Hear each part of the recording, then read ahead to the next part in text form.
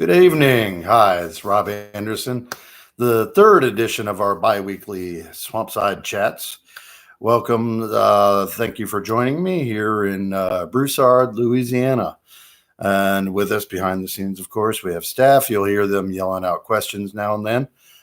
We get some in advance, so we usually start with those. And as you log on, feel free to type out a question and we'll field it live. So, of course, tonight with us is Claire. Say hello. Hi.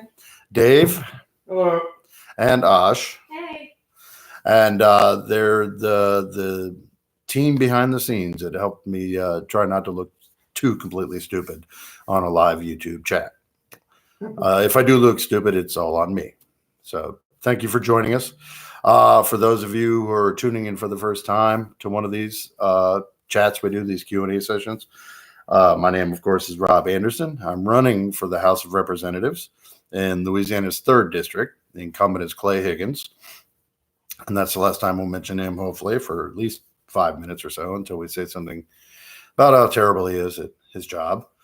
I have been a working class man all of my life, and that's why I'm running for Congress. I want my kids to have the same opportunity that I had.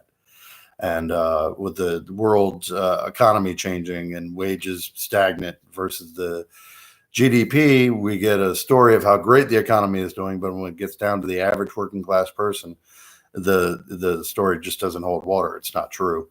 The working class is falling behind the middle class more than ever before in history. So we advocate, all of our policies are to improve the lives of the working class and everybody in Louisiana. No matter what you do for a living, you should be able to make a living wage, I would think. So we're ready for your questions. I don't know if anybody's online yet, but I am. There's one person online, but they aren't asking questions yet. So why don't we start with one of the ones we had submitted early? Okay. So I think this one's about the Supreme Court's oral arguments today on the Louisiana abortion case, and it said, "What do you think about the Louisiana abortion rights case that went before the Supreme Court today? June Medical Services versus Key." And I believe that's the admitting privileges bill. Yes, it is. All right. For those of you who only heard part of that question, I'll kind of restate it. Today in the Supreme Court, oral arguments have opened for June Medical Services versus Gee, which is a Supreme Court case similar to one that came from Texas last year, I believe, or was the year before? Last year. Last year, yeah. And what it is, it's a fairly transparent attack on women's healthcare rights, obviously, and this one specifically deals with any abortion clinic, of which we only have 3 in Louisiana to begin with, must have physicians that have admitting privileges to nearby hospitals. It's just another restriction thrown in, restricting women's, right to choose. Established law, by the way, from the Supreme Court decision Roe versus Wade from almost 50 years ago. So this is just another attempt to chisel at women's reproductive rights. It's fairly transparent, and based on John Roberts' statements today, hearing opening arguments, it doesn't seem like thank goodness, Louisiana won't be the one to ruin it for the rest of the country, is what it looks like. It looks like, once again, this will fail because if the law were upheld, Louisiana would lose 2 of the 3 clinics that we have to for women's reproductive rights, healthcare services. Sorry, I'm trying not to say the word abortion clinic, but nevertheless, places where women can get abortions. There are only 3 in Louisiana. It's abortion is healthcare, and this would, if passed, would interfere with that, and I don't think it'll be held constitutional. Yeah, just for anyone looking for more information on that, the conventional wisdom here is that probably the clinic, the Hope Clinic in Shreveport, would be able to stay open, but the Delta Clinic in Baton Rouge and the clinic in New Orleans would not. So that leaves a state of 4.7 million people with one clinic, which for probably 2.5 million women, one Right. clinic. And this is what we're up against. And this is why we need me in a federal office helping to protect women's rights. So we had another one, and guys, please send me some questions here. We'd really like to have some live questions at some point, but we would. Well, there's 6 viewers now I'm seeing on the track. Hello, everybody. Good evening. Feel free to log in, ask questions. No question too silly for me to ignore. No question too esoteric for me to tackle. Oh, goody, because you have a few weird ones here. But the next one was, what should the United States be doing about the coronavirus outbreak?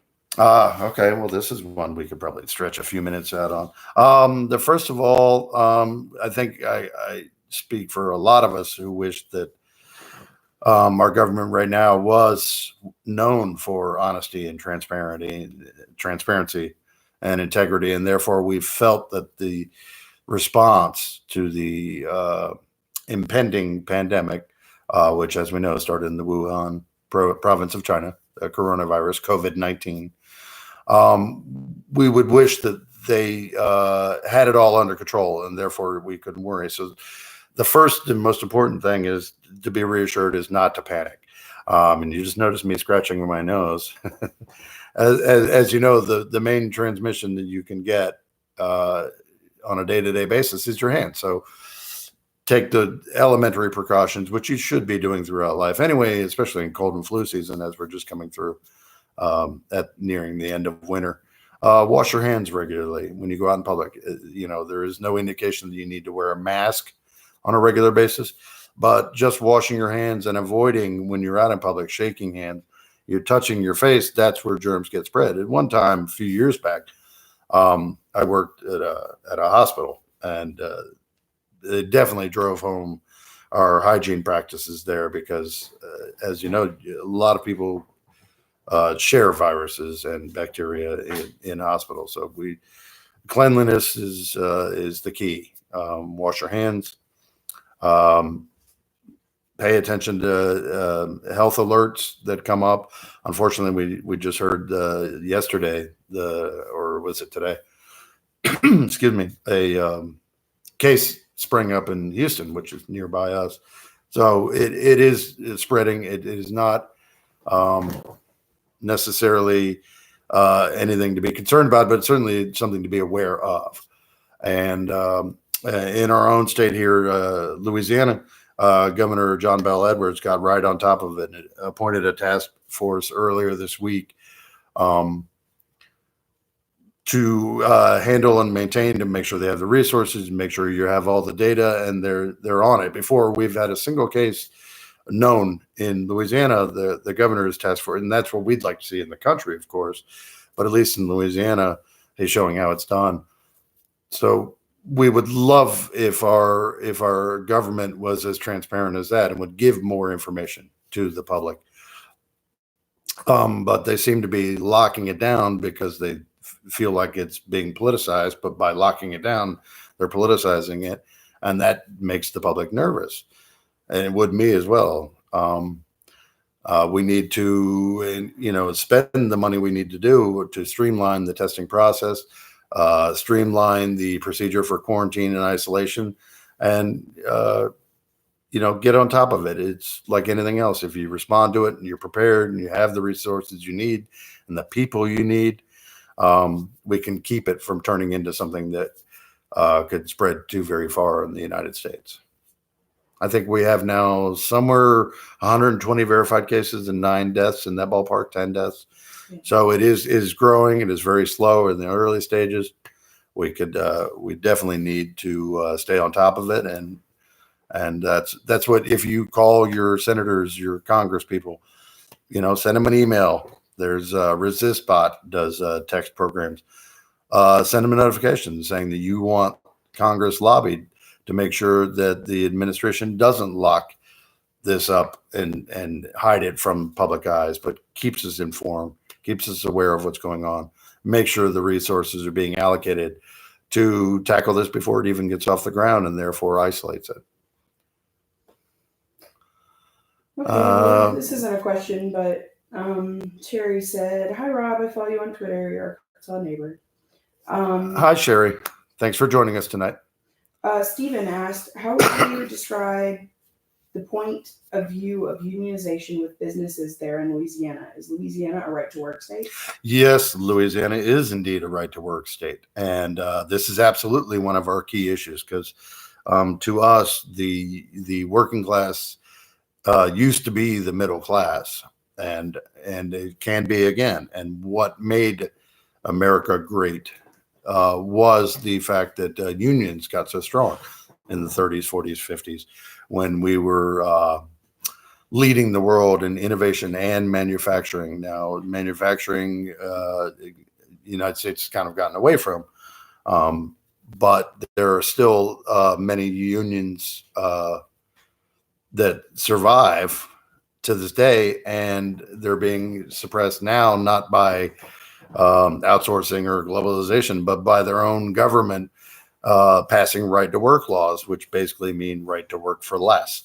Unions protect the worker. Unions are what are responsible for the 40-hour work week and paid vacations, and any workers' rights you have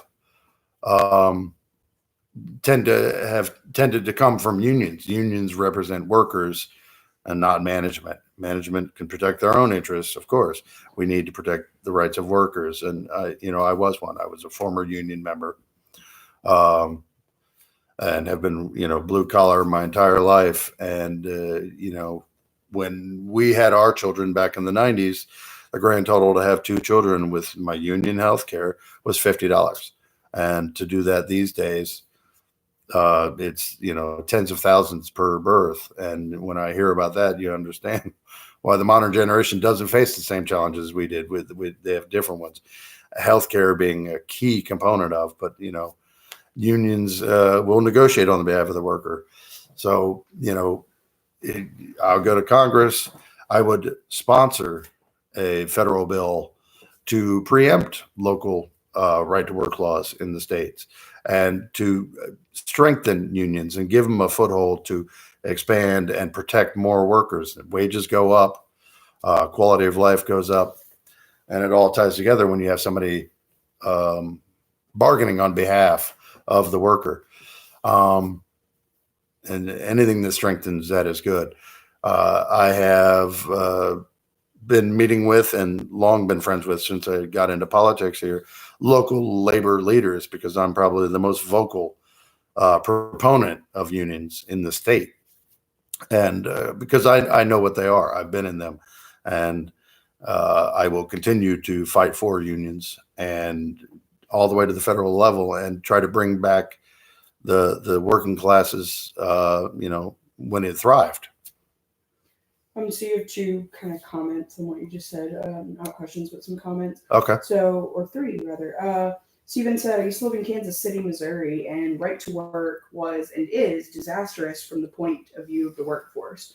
Quality of work life, ability to collective bargain, new contracts, etc. And then Stephen also said, When Reagan fired the air traffic controllers.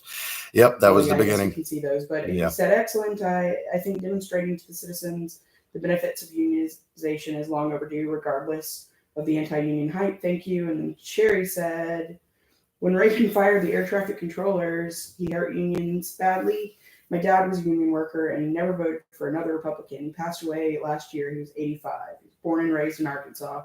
So it's not true that Southerners are all Republicans. Well, thank goodness for people like your dad. Yep. And I am sorry for your loss, but I feel his pain. The heyday of unions seems to be behind us, but it can be again. It's unions haven't weakened.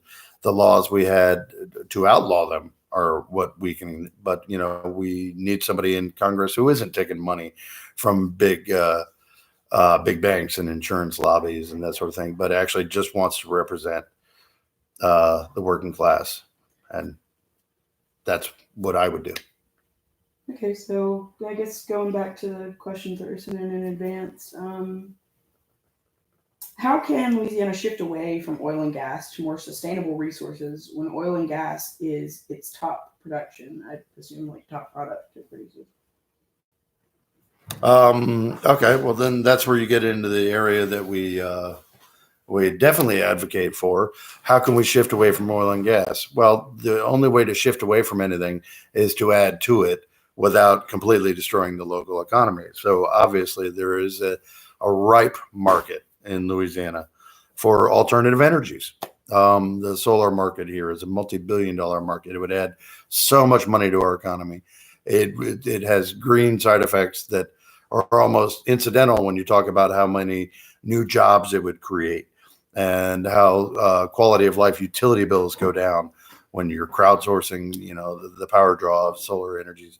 There are all sorts of, there are places where wind turbines could be useful that, some people consider them an eyesore, and of course they're a danger to birds, but there are places that those could be implemented. Tide turbines, there's all sorts of methods, but definitely solar I've been a strong advocate for and would continue to be so, because it would bring us into the 21st century. It would be a big boom in the job market, and the personal quality of life. Your utility bills go down over the life of them, and of course it helps the climate. Whether or not you believe in climate change is immaterial when nobody can say that it's a bad idea to have cleaner air. So it that much less oil in the air, exhaust from oil or coal or any sort of traditional power plants is a good thing. Excuse me. Okay. So you had another question from here. Okay. How can we properly fund and modernize Louisiana education?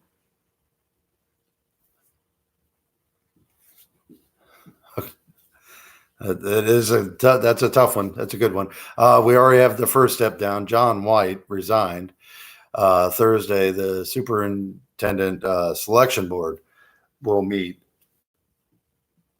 to select a new superintendent. Sorry, I get notes and updating, so I get you the right information. John White was the superintendent of the school board. He resigned, and so the selection board is meeting to pick a new one. So that's obviously a positive first step for Louisiana in and of itself when you're talking about somebody who has obstructed change, to put it nicely. Most policies, when you're talking about education, which is why it makes it a complex subject for mine is a federal race, obviously.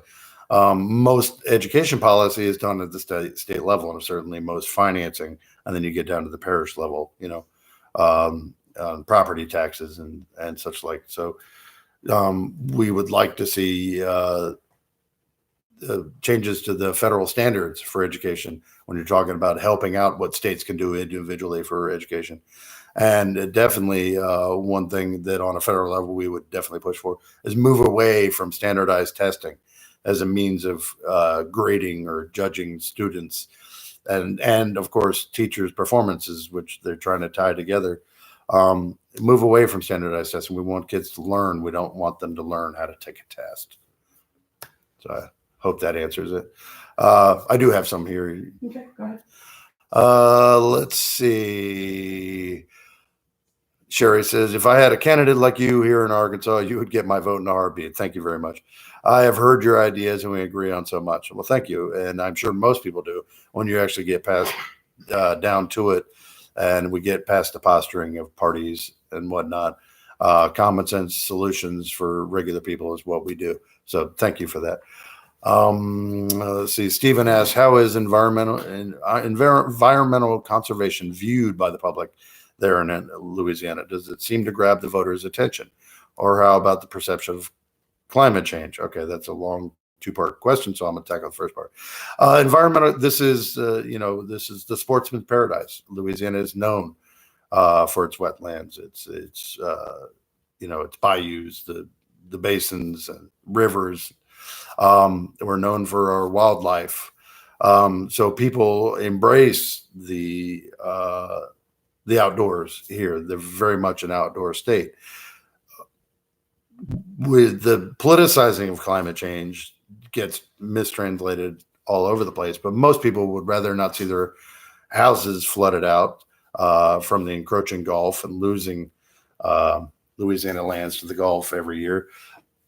But we also have regular flooding, and that tackles a whole other subject, depending on where you live. So I'm not exactly sure how to answer how is environmental conservation. We all want to conserve our environment. We're all fans of the outdoors down here, and nobody wants to see that changed and ruined by pollution and getting into our water supply, also due to outdated infrastructure, but that's a separate subject.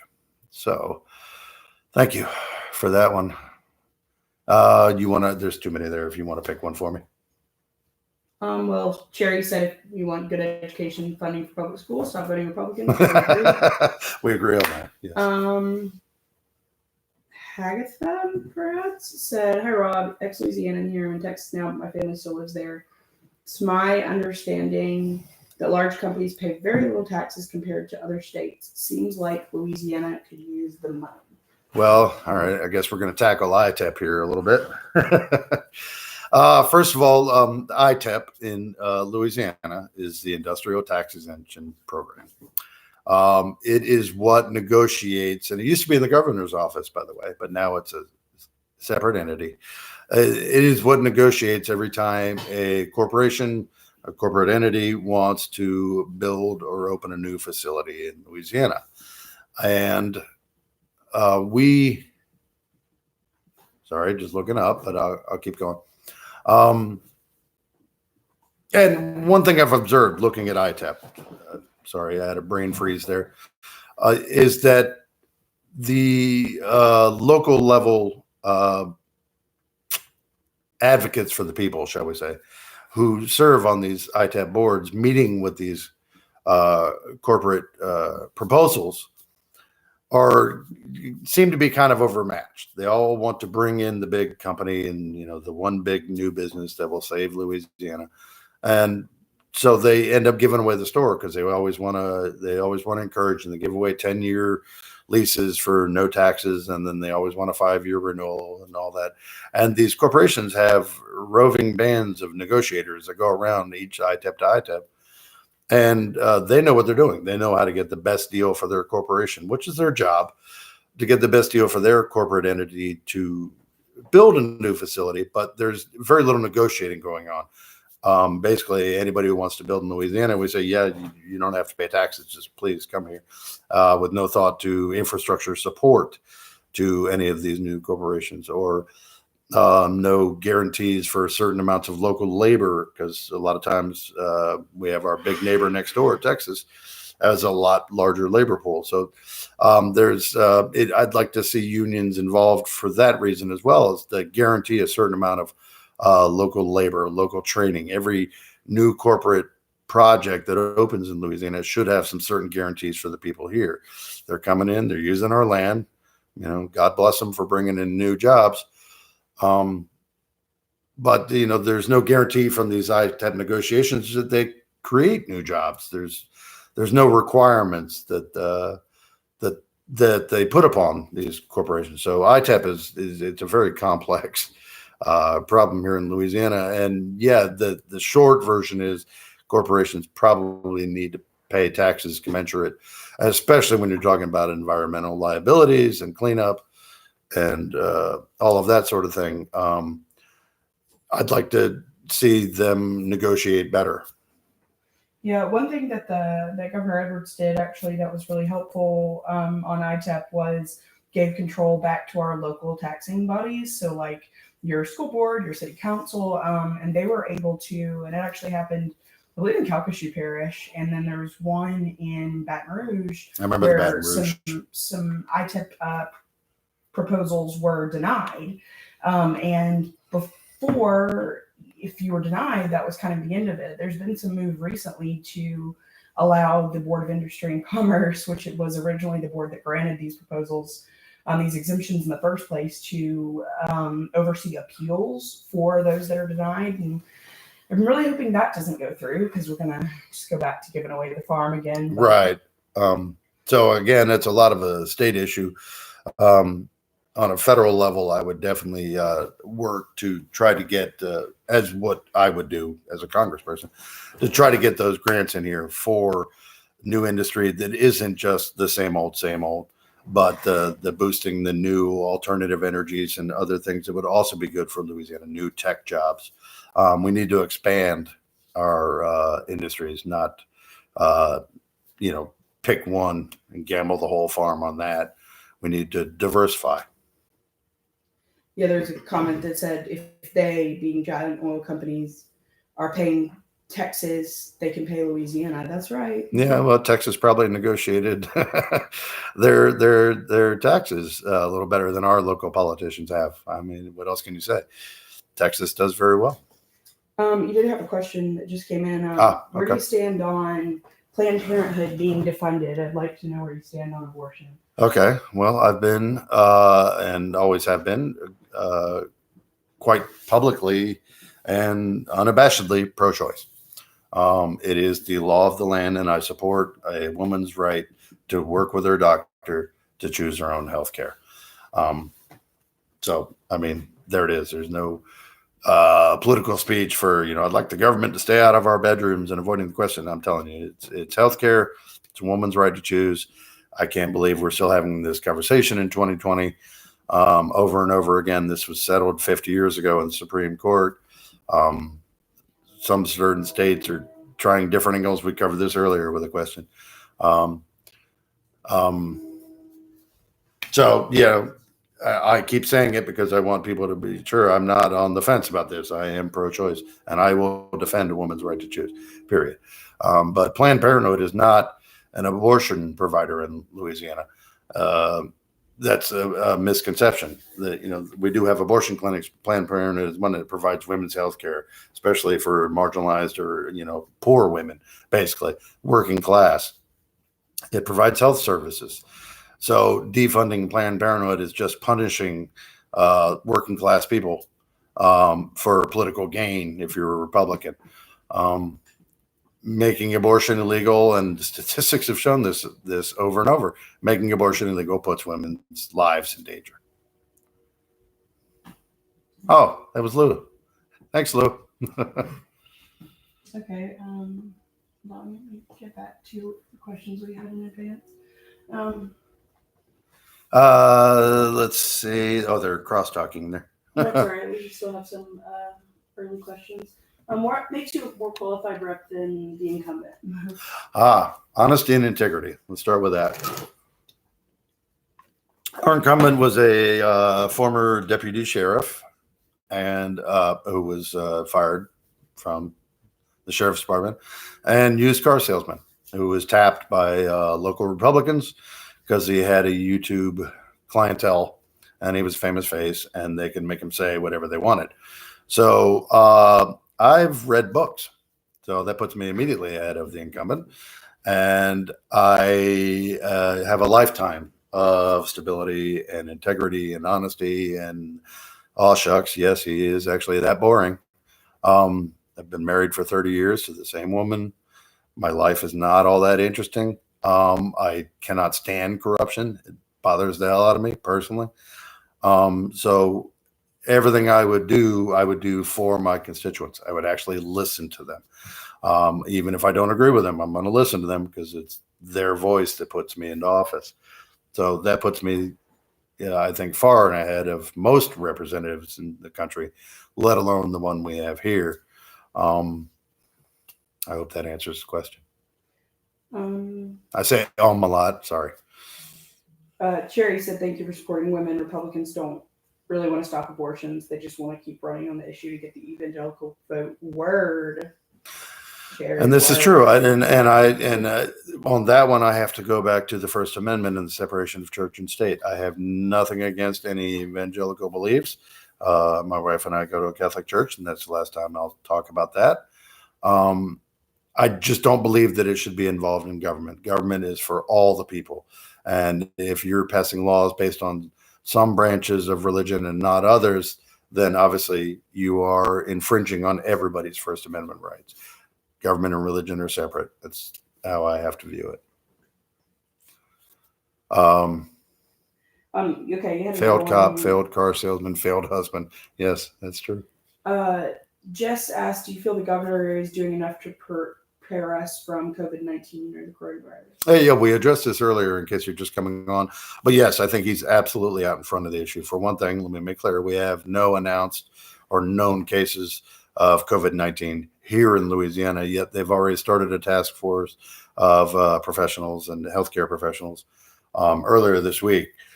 So I think they're out in front of it. I know they're allocating resources and budgeting and preparing for the perhaps inevitable outbreaks. Individual, hopefully, it will be very isolated and small, and we may never get one here. We don't know ahead of time, but I think they're ready in a far more prepared manner than our federal government is on a local level. So yeah, I think absolutely. And I posted about that on my social media earlier this week when they started. I thought they did a bang. I mean, he's a great governor. You may like his politics or dislike him, and he and I don't agree on everything, but he does the job. Do I like Clifton Chenier? Of course. I've actually been at the Clifton Chenier Center on the stage. I have a question. Who is Clifton Chenier? What? I don't know.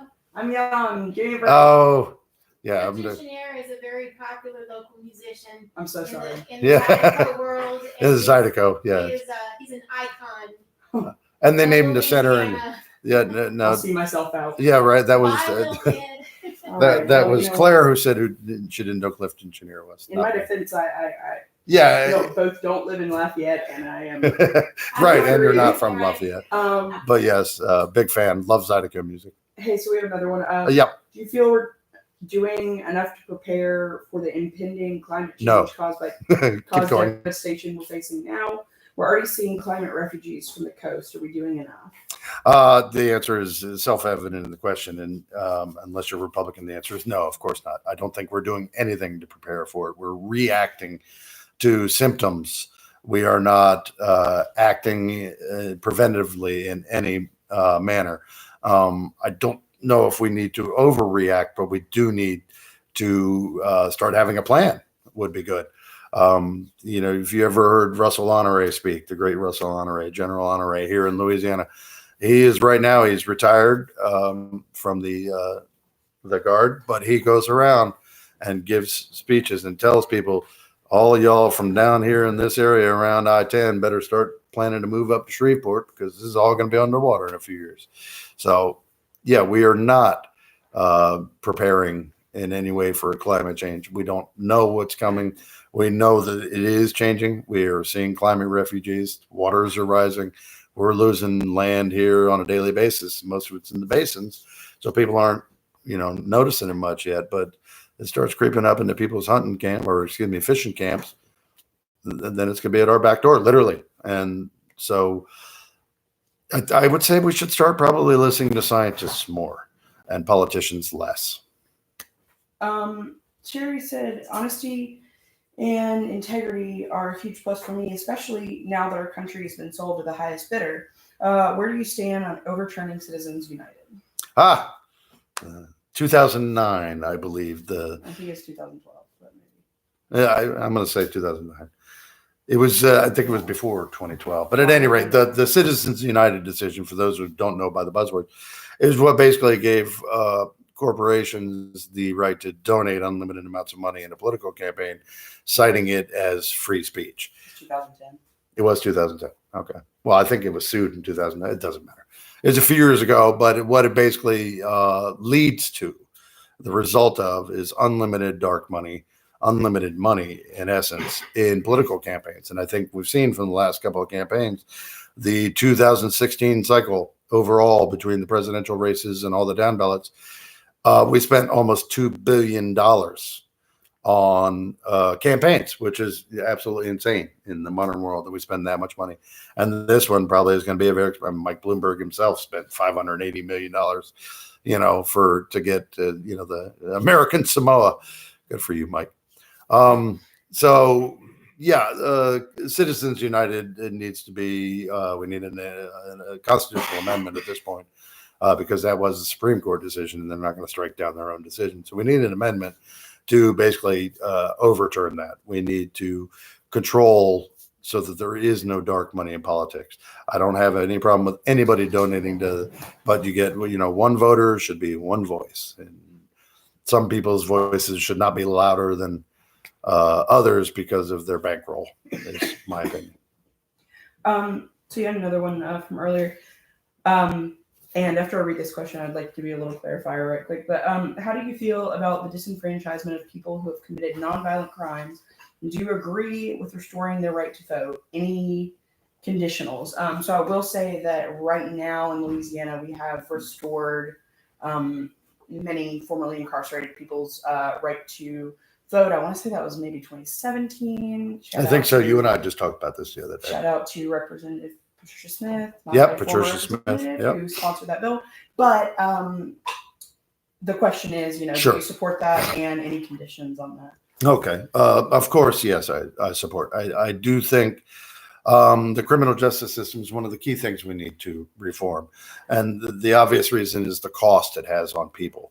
When it comes to, starting with the cannabis legalization, first of all, which is one of my pet issues, because you have a medicinal herb that has been criminalized back in the 30s, and it leads to generations of people whose lives are really over before they start, because they get an arrest when they're a kid, and then they're in the school to prison pipeline, as they call it. We need to stop that. People who have committed crimes, and it should be noted, of any sort, now once they've paid their debt to society, they are still citizens. I don't think they need to be punished further.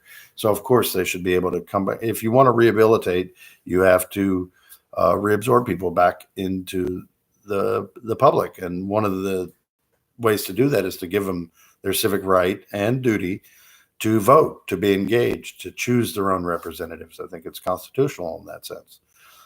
That no taxation without representation is one of the things this country was founded on. That if you're an ex felon, other than Louisiana, where, as Claire pointed out, we did have a legislation that covers that. Some places once having had a felony, you have to work very hard to get back your right to vote, if you get it back at all.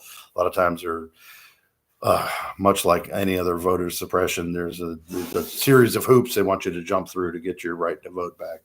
But I think once you've paid your price to society, of course, you're a citizen of the United States, and you should be allowed to participate. It makes us better. Okay, you had another one from earlier. What do you think in your district is the highest priority infrastructure project? Oh, okay. That's a softball.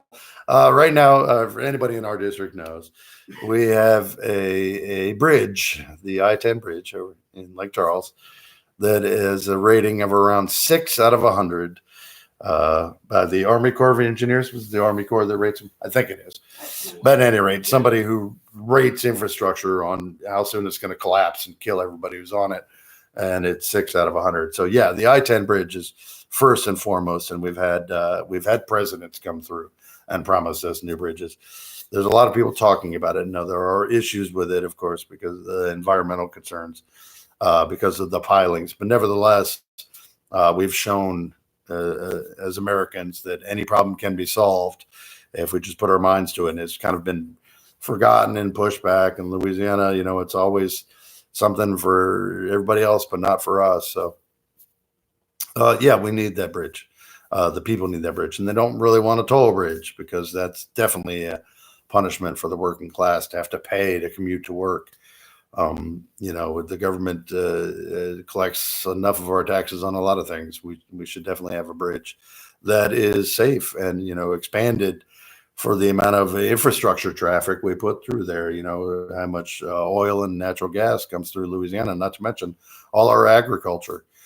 It goes across the highway, because then it goes to Baton Rouge, and 60% of the dry goods in the country get shipped down the Mississippi River. So, this is a major hub down here that we kind of get overlooked a lot of times. Like, all your energy, 25% of the energy in the country comes from right here.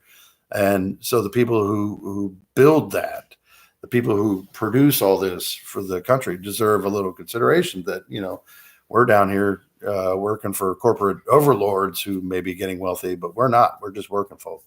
So the least you can give us is, a nice bridge. Okay, yet another one. And it was, hold on, let me switch back to this. Not even a nice bridge, a new bridge. What will you do to protect the votes of minorities in your state now that the Supreme Court has gutted the Voting Rights Act? They pretty much destroyed it. Yeah. Well, on a federal level, for one thing, and we just touched on it with the criminal justice reform, I do believe it is inherent in our constitutional obligation to our citizens that everybody should have the right to vote.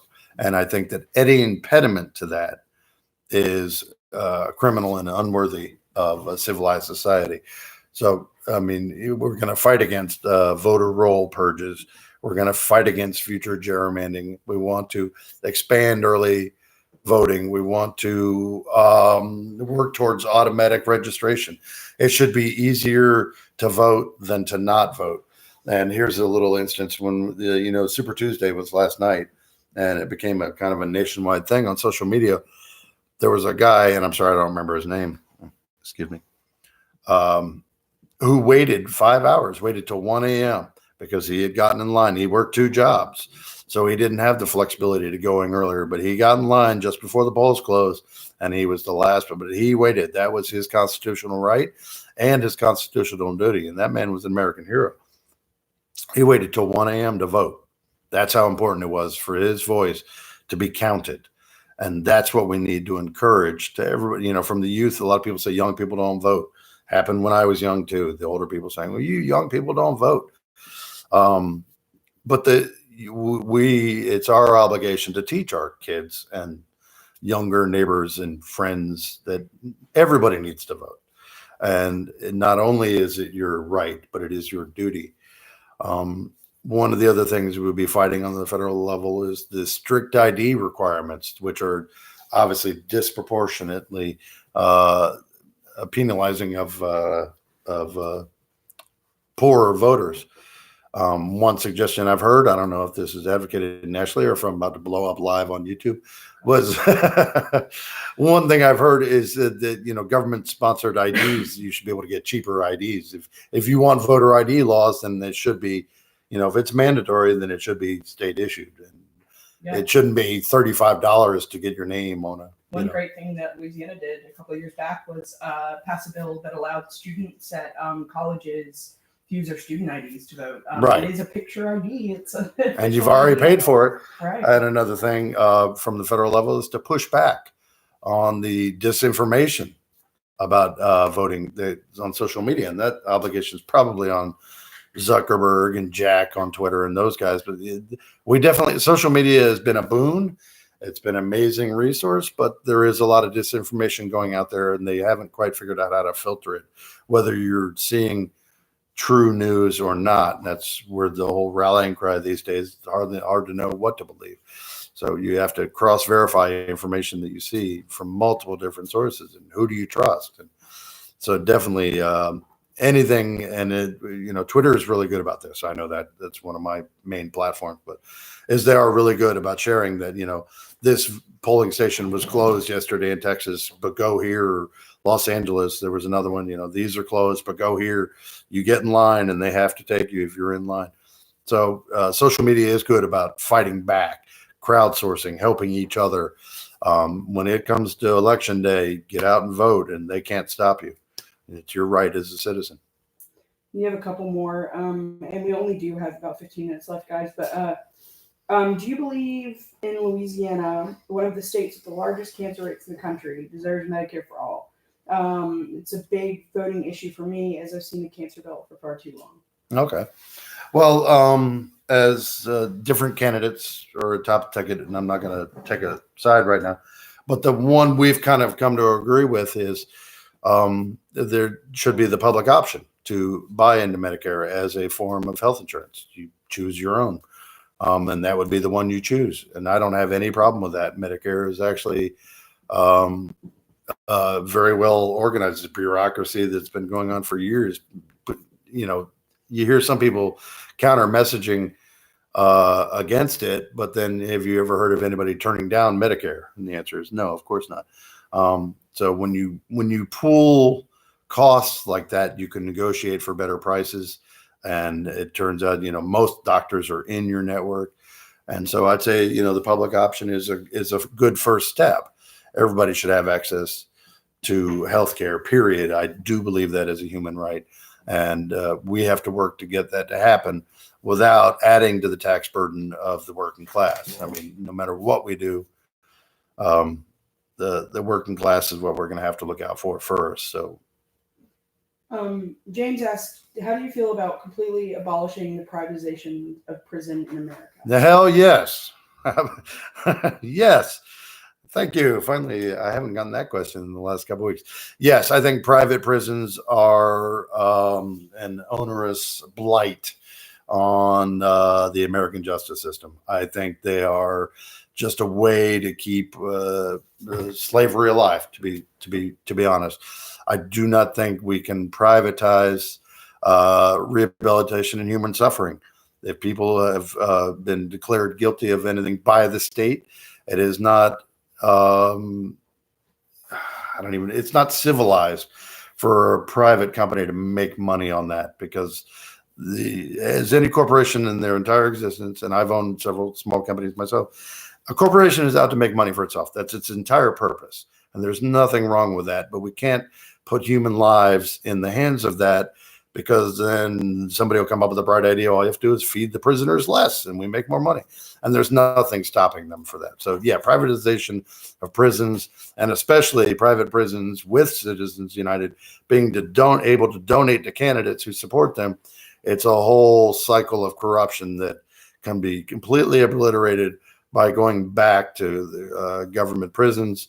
And if the state is punishing you, then the state is responsible, because then you have elected officials who are then accountable to their constituencies, rather than a board of directors, some private entity who has no accountability except to make sure that they slip $500 into Clay Higgins' pocket to make sure that they stay in business.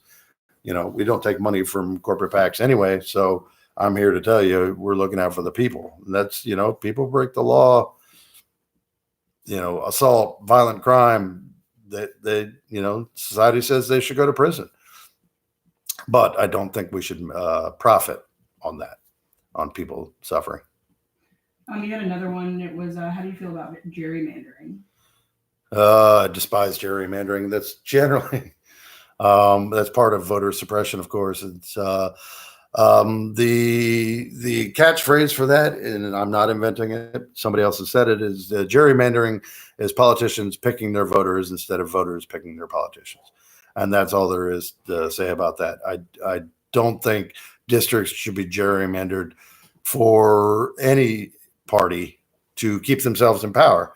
I think they should be districted by population, and leave it at that. And then you get a more equitable representation of participation that way. And, a way to fix that is to have a nonpartisan commission, or bipartisan or tripartisan commission on gerrymandering. Let a nonpartisan commission pick the districts, and then everybody who wants to represent that district has to, actually speak for their voters and not for their political party that just happens to overlap, which is a big problem we're having right now with people putting party over country. So yeah, I'm not a fan of gerrymandering. I'm in a red plus 28, a Trump plus 28 district. We have a message and we think we'll reach people, but we're not trying to pick our voters or, go for our best shot. We're taking our message to the people of my district, who I think are good working class people like myself. And, we're not going to change our message based on polling. We're going to try to do what's best for the working class. Okay, so you have another one, and it is, do you think that we should spend money for an infectious agent modeling system that tracks all potential diseases in the U.S. in real time on a 24/7, 365 basis? Well, yeah. I think modern technology is just a series of new tools. And I've always believed that information and knowledge is power. So yes, that at minimum, we should have a up-to-date database to track novel infectious diseases, which COVID-19, the current one we're dealing with, the coronavirus, is an example of. So yeah, we should have a infrastructure in place, for lack of a better word, to I'm sorry, brain freeze. What was I saying? Coronavirus infrastructure in place to track and monitor new diseases, and it should be a nationwide database accessible to all healthcare professionals. However, you would, like with the HIPAA laws that are in place, you have to take care not to invade people's privacy to do it. But we definitely need to know. It's called vectoring, I believe. Any new disease, novel disease, we should absolutely be able to track the vectoring thereof. It makes it easier to not just randomly, like other countries may do, randomly quarantine entire towns or create public health panics, but you can isolate. And yeah, tools should always adapt to problems as they're invented. So yes, that's a long-winded way of saying that. So guys, this might be the last question we're able to get to here, but Dino Dude 18, really like that. All right. Says, do you think the fact that Joe Biden will just come out and push for federally legalized marijuana rather than decriminalize and expunge records is an issue? Why do you think he's against it? Well, actually, that's I think a partial misperception, and I'm not going to defend Joe Biden's issue. He updated it. Is that he does think medical should be completely legalized. Yes, I know it's not the complete legalization that I had pushed for. Why do you think he's against it? Not sure. They've probably spent a lot of effort. I don't know what Joe Biden's campaign is doing.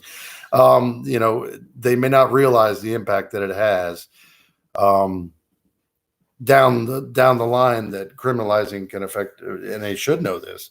The minorities, especially the minorities, the working poor, people who get busted for dime bags and their record is dirty, and then it's hard to get that first job, and they may not realize the chain of events that making something so harmless illegal entails. We as the voters should push him on this, should modernize his approach, like any president or potential president. We, the voters, demand action on new issues. Healthcare is going to be one that I guarantee you Joe Biden's going to be pushed on for the next, and Bernie Sanders and Elizabeth Warren are still in the primaries. All the candidates, I should have said, are being pushed on these issues, and we should. That's our job, is to say, okay, what are you going to do about healthcare? That's not good enough. What we had 30 years ago was great then, maybe, but it isn't working now. And so, yeah, I think Biden should be pushed on to legalize cannabis across the board. And absolutely, if I'm in Congress, I will put a legalization bill on his desk and say, Mr. President, please sign this. Well, it's the last question I see. So if you want to go ahead and wrap up. Yeah, I'm reading some. Okay, I appreciate you doing this. Thank you. I'm always honored to do it, actually. Glad when you guys interact and keep me on my toes, and I learn from you guys as much as hopefully I inform you on my positions on issues. Thank you. Oh, that's you. Can't stand Clay Higgins, so I hope to see more Rob signs. Yeah, we haven't done the yard signs yet. They will be upcoming soon. Check our website, which is, of course, robandersonforcongress.com. And all that info will be going through there. T-shirts will be available very soon to get. We have buttons and such now. So anyway, thank you all very much for joining me tonight. Of course, thank you to my awesome team, Claire, Dave, and Ash, for trying to keep me focused, which is a challenge. I agree. My mind tends to wander a lot. I go on tangents like you wouldn't believe, like this one right now. And I'm going on a tangent instead of wrapping up this episode, which is what I'm supposed to be doing. So anyway, thank you all very much for joining us here. We do these every 2 weeks. We've been regular about them, and we'll see you again next time. Thank you.